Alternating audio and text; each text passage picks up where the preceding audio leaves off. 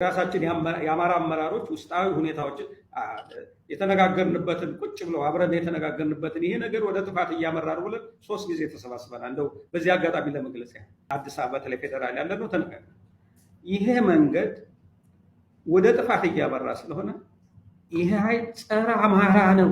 አሁን ይሰሙኛል ጓደኞች፣ 3 ጊዜ ጸረ አማራ ነው።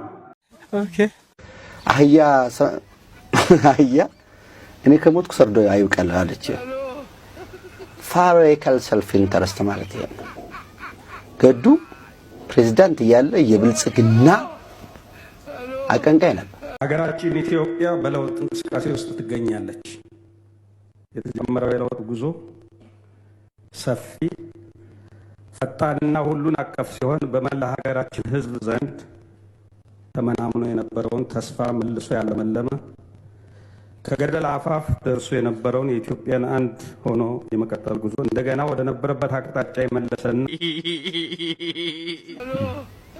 ኢህአዴግ እያለ ይሄ ህገ መንግስት የአማራ ህዝብን ዘላለማዊ ጥያቄ የመለሰ እኩልነታችንን ያረጋገጠ በደምና በአጥንታችን የተጻፈ ህገ መንግስት ነው እያለ